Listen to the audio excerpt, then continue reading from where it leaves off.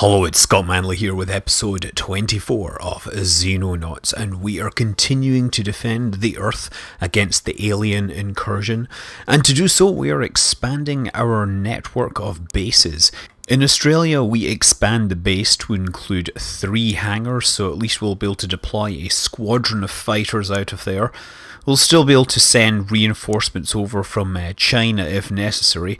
And yeah, we have a living quarters and a science lab getting built out in China as well. And of course, all this construction is eating into my budget very quickly.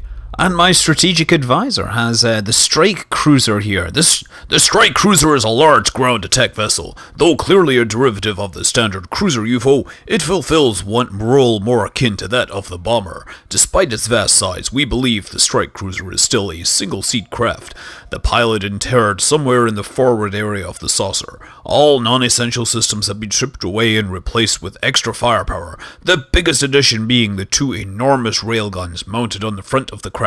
A lattice of heat sinks connects each one to the wings of the craft, which themselves contain powerful long-range scanners. These coil guns appear to be designed to attack static targets from great range and possess very little threat to our aircraft, making the Strike Cruiser a weak combatant. Each projectile is highly explosive and capable of leveling a building in a single hit. Given that the saucer section of each craft can carry at least 30 of them, it is imperative that these UFOs are shot down before they can inflict too much damage on our funding nations. Yeah, really the biggest threat that is to my aircraft is that simply the fact that it needs so much ammunition to shoot it down. And we've produced a Marauder. Excellent. We'll be able to test this at some point. Ooh, look at this. All red and, forward swept wings and all that. Despite the fact that it's really just using brute force to slice through the air. So to expand I think we're going to build another one of these here that we're continuing to work out in the Caribbean. 134 man days is going to take a while. Living quarters is being built out in China, but I can't really do much. I can't hire the scientists for it, but I should hire a bunch of troops. I like to put at least 5 in here that are going to cost me 10,000 megabucks or whatever per month. It's amazing how much these troops cost compared to the aircraft and other expensive things. Ollie Person, Clara Perlova, Charles Barker, Jan Ruzicka, Ollie Person. Yeah, that's a pretty good setup. We'll have to train them somewhere now. Construction of the nanotech workshop has been completed in the Caribbean, which means now I should be able to hire some more troops and more engineers, which means they can build and break things twice as fast. There's 30 of them, and there's going to be 5 soldiers. That maxes out my living space. And what else is going on? In North Africa, we're still building Predator assault armor, which is a toy I'm desperate to try out in the battlefield as soon as possible. I'm sure one of my machine gunners will put it to good use, wading through... Oh! Dr. Snidely, what do you have for me now? The alien battle rifle is an alien weapon around 40 inches long and 5 kilograms in weight. Don't I love mixing my units? It can project deadly bolts of plasma over great distances with incredible accuracy, is capable of burst fire, and has excellent armor mitigation. Be very careful of enemies carrying this weapon. Not only do they have access to the most fearsome weaponry in the extraterrestrials' arsenal, they will also represent the elite of the alien forces, much as I represent the elite of human brain power. The battle rifle is the finest example of a plasma weapon we are likely to encounter. The engineering is extremely impressive. There is little to differentiate the workings of the battle rifle from other alien weapons beyond the quality of production. Virtually every component shows dozens of incremental improvements. For example, every electromagnet in the weapon has a hardened alloy core that has undergone complete electron rearrangement, allowing them to generate a charge twice as powerful as normal. It would probably take take us years to replicate just one of these weapons. We would do well to clone the design, but we could also do better still. Although we have witnessed firsthand how devastating plasma technology can be, it still suffers from inherent limitations. Studying every example of alien weapons may give us enough knowledge we need to develop a new category of weapon that surpasses them entirely. Well, very well, Dr. Snidely, you can get back to work now. What should we look at, though? We could hit the Harridans with extra damage. The Buzzard jumpsuit might help us deal with some of those rooftop snipers. We could research some of those weapons. Or, you know what, I think this dropship will help us, right? Because we'll be able to drop the crew in via drop pods. It'll put 2 more soldiers on the ground. More firepower. That is probably a good idea. Although, now I think about it, he did say that we need to research the other weapons. So perhaps, which one shall I do? Plasma cannon, assault plasma, heavy plasma, or precision plasma? I'm not sure which one. Let's just go for the assault plasma. Okay, yeah, we'll research that in the hopes that we will begin to unlock the secrets of plasma weapons. Okay, it's the 12th of March and UFOs are coming back. We have a large cruiser UFO performing research with civilians on board, so let's dispatch Marauder Team 1 to deal with it. Let's see what these things can do. And through the magic of editing, we can jump straight to the encounter. Here we go, we're going to engage it. Coming up from behind, Marauder 1 and 2, clearly the faster of the aircraft here. Missiles are armed, and since these have the same plasma torpedoes as the Foxtrots, that's all we should need. So I'm not even sure why I'm showing this, because this is pretty much a foregone conclusion. Brilliant! Okay, Marauder 1 and 2 test successful. So yeah, this wave continues. I shoot down a number of targets and send out our first strike team to a target that's crashed in the Soviet Union, I guess. And there you catch a glimpse of Mika Novak there heading out. He's from Poland, of course, carrying his trusty shield. And while the regular team is shooting aliens over one side of the map, the Scimitar instead finds itself shooting scenery to manage to try to get through the map. A lot of the maps do seem to have this extra scenery that makes it hard for the vehicles to move. But nevertheless, there is something deeply satisfying about running over the scenery and then, of course, shooting a civilian at close range with an automatic weapon. There's Renata Marlova letting loose with her scatter laser. She will, of course, be first in line to pick up the Predator armor when the time comes. And with the Scimitar making slow progress over the other side of the map, it's decided to initiate breaching of the UFO before it gets there with its big gun to provide fire support. And then this happens. You know, I really should have waited to breach because my crew are all over the place. Oh wow, that must have hurt. That really hurt. I'm not sure whether that was Mika or Mia or that other one, Dana. Oh man. Oh no! Somebody died! Somebody died. But there's Dana. There's Dana. I think that was Mika. No! Mika from Poland, you were gonna teach us all about Polish sausage or something. You guys always had the best vodka. Well, the only sentence that is appropriate is death by machine gun. Sophia, do your stuff. Yes, it's always hard losing troops. Mika Novak, a name which I mispronounced repeatedly. It seems the more likely I am to mispronounce somebody's name, the more likely it is that they will be found dead at some point. By the time the Scimitar gets through, there's pretty much nothing left for it to shoot. It's down to the ground crew to finish things off. Ah, there we go. Mika Novak, we will miss you and your shield and your laser pistol. And your replacement probably won't bring vodka that's nearly as good. If it's any consolation, we did manage to save all the local civilians and local forces. The flight back always seems a little more empty after you've lost someone. Oh yay! We have Predator Assault Armor. I know what I'm going to do with that as soon as I get those engineers working on something else. So assault armor works well if you pair it up with a scatter laser. Now I have a Shrike in flight, but you know what? I think I can bring this guy back to base and kit out the team with Predator armor, or at least the one team member who deserves it. Renata Marlova from the Soviet Union in this case. How does your new fashion fit you, eh? I hear this thing will make you super strong, so yeah, let's load you up with everything we can fit. You're just going to be my mule as well. As Dr. Snidely explained, the hands on these are not nimble enough to use half of this stuff, but she can carry it and drop it for her teammates. So now we set off for... Oh, Dr. Snidely, you're back with another toy. The alien assault plasma is a two-handed infantry weapon, roughly 28 inches in length and 5 kilograms in weight.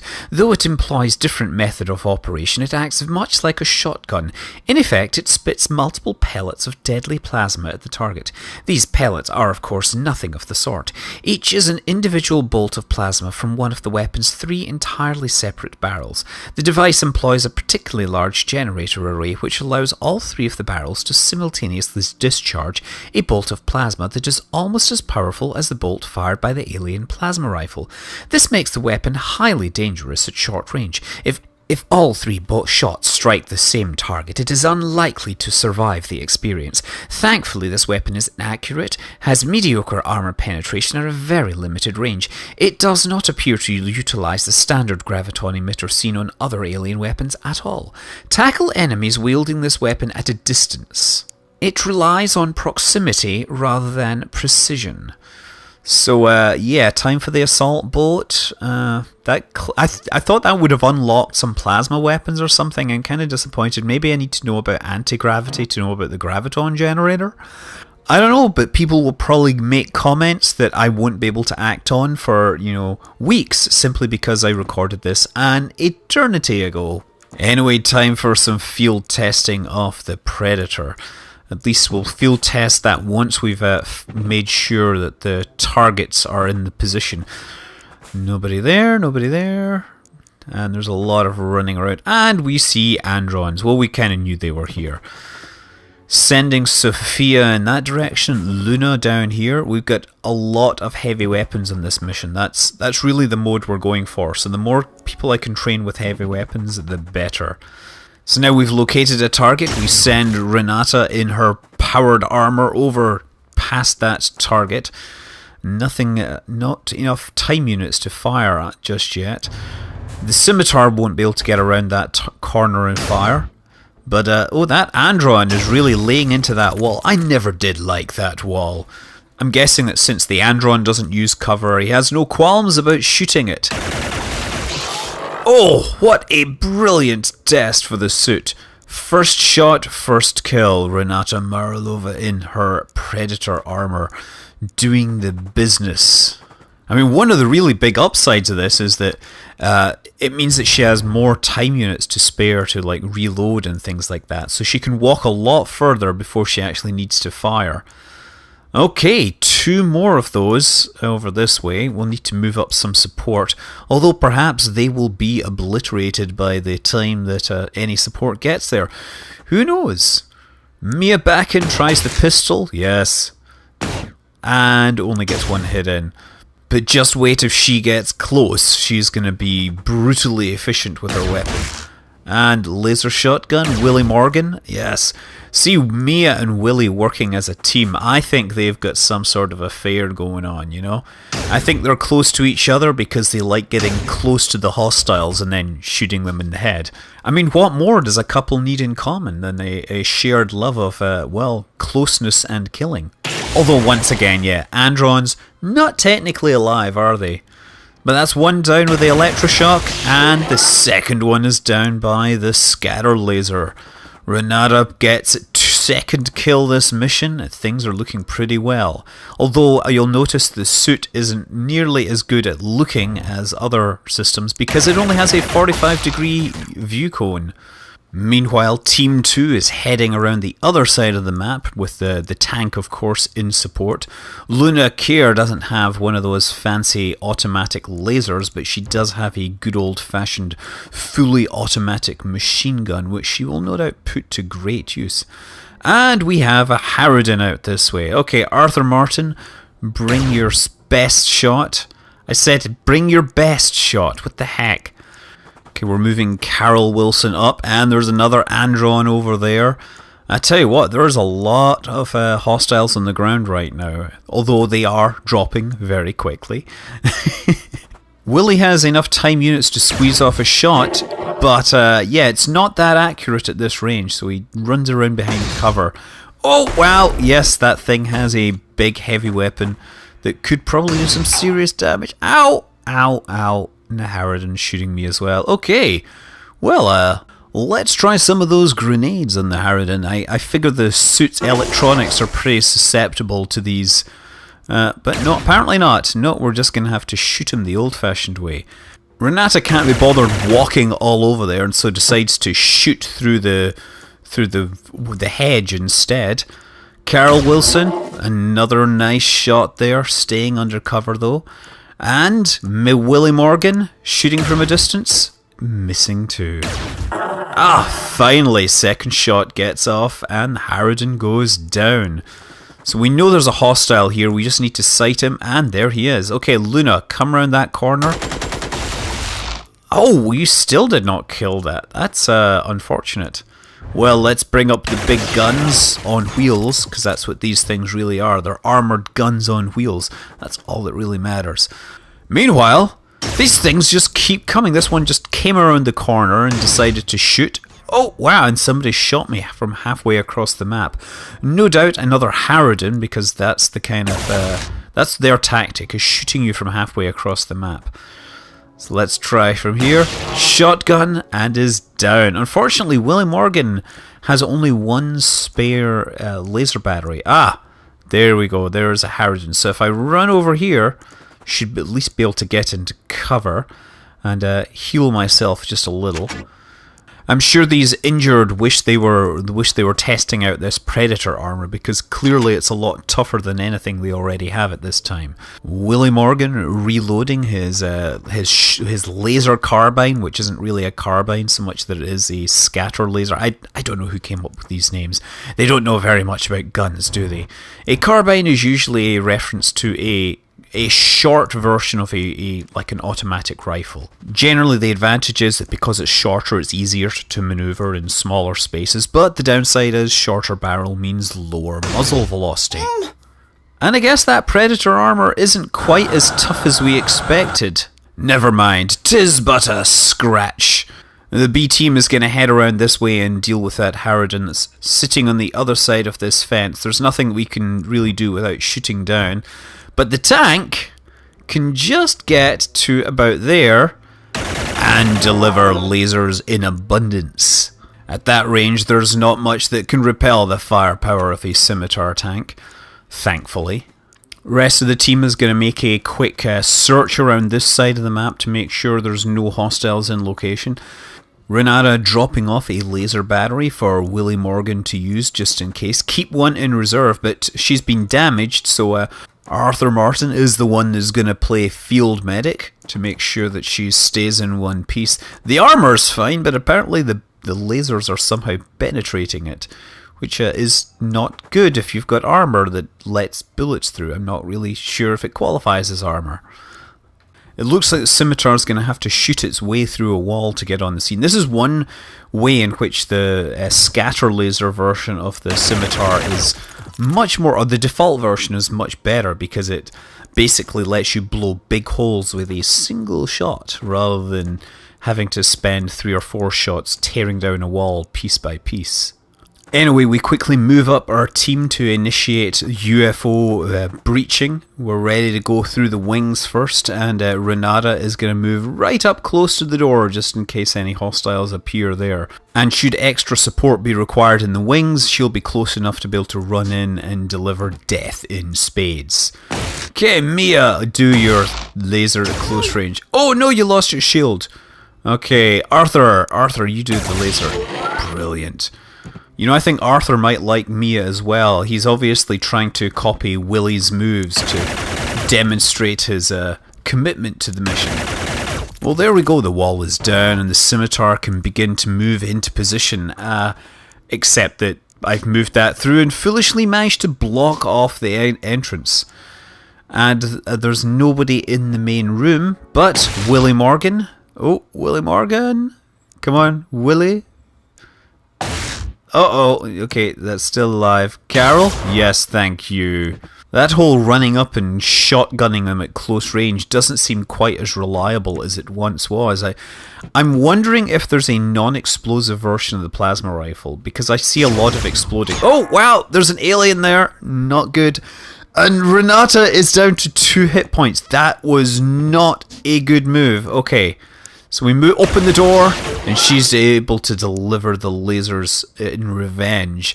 But we're going to need somebody to come up and deal with her injuries.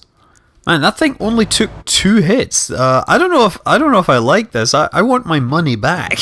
It's very nice that she can carry a machine gun and move very quickly, but it only survived 2 hits, and I had to do first aid between them.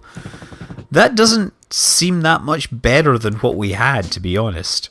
You know, I do think that when Snidely talked about wading through molten lava, he might have been exaggerating just a little bit. He might have lost his objectivity, perhaps, when he was describing the technological marvel that was the Predator armor, which he designed. In fact, when this whole alien invasion thing is over, I might take some modicum of pleasure in making Snidely walk through a bath of molten lava in his prized Predator armor. I'm sure he would be a little more cautious if it was him that was wearing the armor.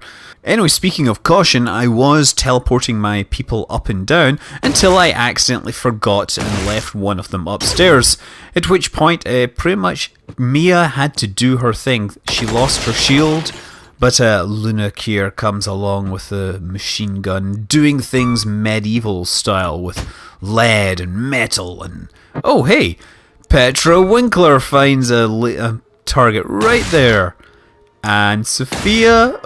Sophia... oh dear, this is not good. I gotta figure out how to take this thing down. And there's another hostile here. Oh, great. Let's just send the people in one at a time. Arthur, you go there and shoot automated lasers. Excellent. Okay, now you can't get anywhere near that. And Carol can run around here and get a single shot. Oh god, this thing is still alive. Okay, let's be extreme here. Suppressed everyone and killed the alien. Better to be shot by someone you know rather than the alien you don't know. Anyway, we have now captured the bridge and just pretty much have to wait out the hostiles, make sure they don't come around, and then we will have won. So yeah, it was a lucrative mission, but that Predator armor was not nearly as impressive as we were led to believe. All the same, it is a good idea to invest in it. Unfortunately, Renata will be wounded for 15 days and we'll have to find her some replacements. Well, of course, we'll see that in future episodes. Until then, I'm Scott Manley. Fly safe.